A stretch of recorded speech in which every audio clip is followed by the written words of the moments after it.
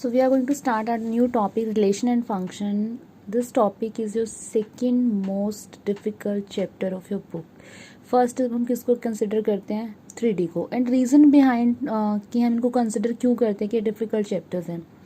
Previous knowledge relation function के लिए previous chapter relation and function की नॉलेज होनी ज़रूरी है, जो हमने 11th में किया है. 3D के लिए हमें स्ट्रेट लाइंस की एंड वो 3D जो हमने 11th वाली की है उसकी नॉलेज बहुत ज़रूरी है.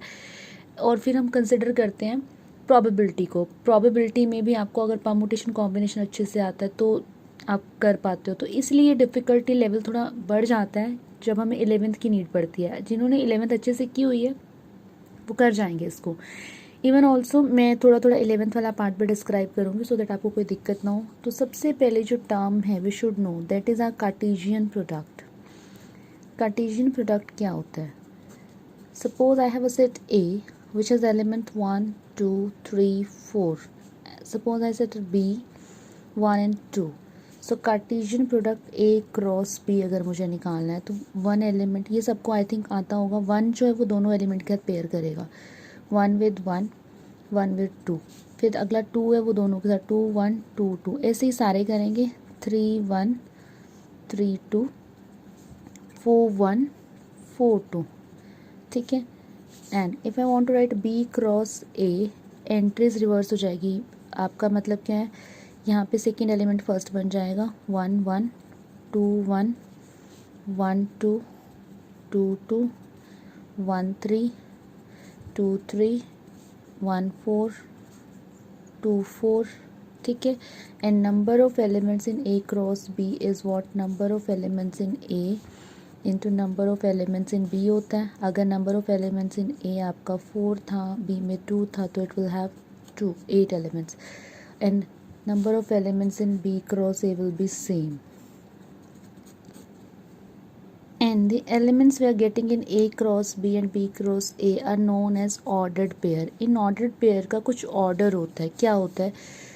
A cross B, इसमें आपका ऑर्डर्ड पेयर बना एक्स वाई सच दैट कि इस ऑर्डर में एक्स आपका ए से आ रहा है और वाई बी से आ रहा है. ठीक है. Okay. Then B cross A में हमारा ऑर्डर्ड पेयर किस टाइप का बना है? आपका बना है वाई कॉमा एक्स. ठीक है. तो आपका एक्स ए से है बट वाई फिर आपका बी से है. ठीक है. This is B cross A. We know about the Cartesian product क्या होता है. अब आता है relation from set A to set B क्या होता है. तो a relation R from set A to set B क्या होता है? A R B. आप इसको ऐसे नोट करते हो. ठीक है. होता क्या है ये? It is a subset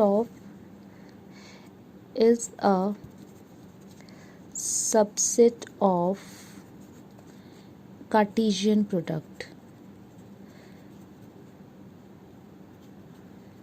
in some manner. यानी कि कोई ना कोई कंडीशन लगी होगी तब जाके एक रिलेशन बनता है और कार्टेशियन प्रोडक्ट के ही एलिमेंट आते हैं. उसमें से कुछ आते हैं, सारे भी आ सकते हैं, या तो उससे लेस होते हैं या उससे कम होते हैं. तो जो ए रिलेटेड बी आपका रिलेशन आता है वो ऑलवेज या तो सबसेट होगा ए क्रॉस बी का या उससे छोटा होगा. When you are talking about a relation from A to b. Clear है इतना? Okay. Let's do an example on the same. Let R, मैंने कोई रिलेशन ले लिया a b such that a and b are both even, where a आपका a से आ रहा है बी बी से आ रहा है. तो हम चलते हैं वापस अपने कार्टेशियन प्रोडक्ट पे. दोनों इवन होने ज़रूरी हैं. तो कौन सी एंट्री आएगी? एक ये वाली एंट्री आ सकती है और एक ये एंट्री आ सकती है, और ये आपका ए सेट से आ रहा है और ये बी सेट से आ रहा है. तो यहाँ पे जो रिलेशन आर के एलिमेंट्स आए हैं, व्हाट आर दोज एलिमेंट्स? 2, 2 4, 2. सो ये हमने +1 रिवाइज किया यहाँ तक. ठीक है. तो नाउ यहाँ पे जो रिलेशन आया आप क्लियरली बोल सकते हो. नाउ जो आर है, जो भी आपका आ रहा है वो सबसेट है ए क्रॉस बी का. सबसेट क्या होता है? सेट ऑफ सम एलिमेंट्स, उसको हम सबसेट बोलते हैं. किसी भी सेट में से कुछ एलिमेंट्स उठाओ, ब्रैकेट्स लगा दो, तो वो आपका सबसेट बन जाता है. ठीक है. अब एक और चीज़ थोड़ा सा कर लेते हैं. Number of possible relations. कितने रिलेशन पॉसिबल हैं? काफ़ी सारे पॉसिबल रिलेशन हो सकते हैं, बट वो कैसे निकालोगे आप? That will be come out with the help 2 की power mn, where m is number of elements in set A and n is number of elements in set B. अब जो हमने क्वेश्चन ऊपर किया है उसमें सेट ए में 4 एलिमेंट्स थे, इसमें 2 एलिमेंट्स थे, तो 2 की पावर 8 पॉसिबल रिलेशंस आपके, विच इज़ 512 रिलेशन आपके पॉसिबल होते हैं. ठीक है, ये थोड़ा रिकैप करा रही हूँ सो दैट आगे जब आप करो उसमें क्लैरिटी आए कि मैं क्या बोल रही हूँ, क्या यूज़ किया हमने +1 का. ठीक है, ओके. अब थोड़ा सा फंक्शन का रिकैप करते हैं. फंक्शन क्या होता था? फंक्शन को हम डिनोट करते थे एफ इज़ अ मैपिंग या function from A to B, इसको ऐसे लिखते हैं. इसमें क्या होता है? Function is a itself is a relation. Function भी एक रिलेशन ही होता है with some limitations, right? Function is a relation in which no two ordered pair have same first element. पहला एक एलिमेंट सेम नहीं होना चाहिए. क्या मतलब है इस बात का? अभी करते हैं डिस्कस डिटेल. क्या मतलब है? In which element of a has only one and only one image in set b. Clear है इतना? So if you remember last year मैंने बताया था जैसे आपका सेट ए है, ये सेट बी है, 1 2 3 4 1 2. ठीक है, तो 1 जो है वो एक ही एलिमेंट को अप्रोच कर सकता है. अगर ये ऐसे हो गया 1 की 2 इमेज आ गई तो नॉट अ फंक्शन. ठीक है, बट अगर ऐसे है 1 2 3 4 इधर आ गया 1 एंड 2 ए बी, 1 की भी इमेज 1 है, 2 की भी इमेज 1 है, 3 की भी इमेज 1 है, 4 की भी इमेज 1 है. ठीक है, तो it is a function. 2 or more elements can have same image but one element cannot have 2 or more images. एक एलिमेंट की एक इमेज होनी चाहिए. अब क्या ये हमारी डेफिनेशन कंप्लीट है कि हम ये बोल देते हैं कि इमेज होनी चाहिए, मतलब एक एलिमेंट की 2 इमेज नहीं होनी चाहिए? Still it's incomplete. Second point हमें क्या माइंड में रखना है? सेकेंड हमने रखना है कि set A should be exhausted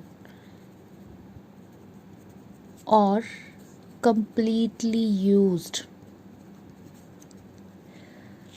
या आप लिख सकते हो entirely used.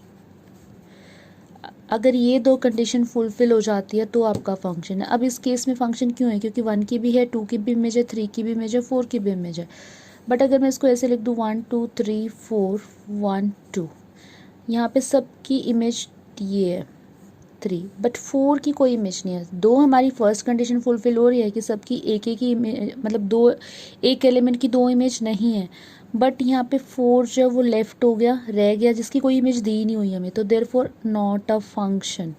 सारा सेट एग्जॉस्ट होना ज़रूरी है, पूरा का पूरा यूज़ होना ज़रूरी है, तो this is not a function. I hope it's clear now what is a function.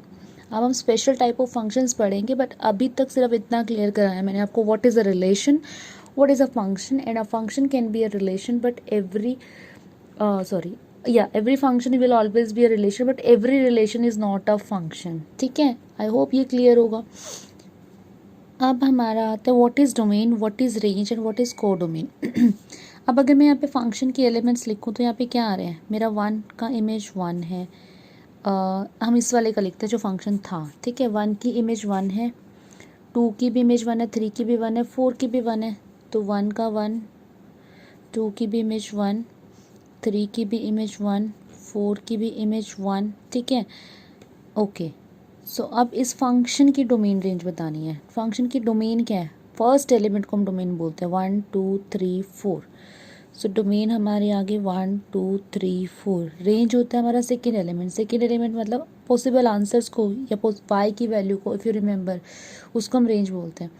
को डोमेन क्या होता है? को डोमेन होता है जहाँ से हमारी रेंज आ रही है, जिस सेट में से हम रेंज ले रहे हैं. हम रेंज कहाँ से ले रहे हैं? यहाँ से ले रहे हैं, बी सेट से. तो वो क्या है हमारा को डोमेन? हमारा को डोमेन हुआ 1 2. तो ये अब तक हमने पूरी 11th का रिकैप किया.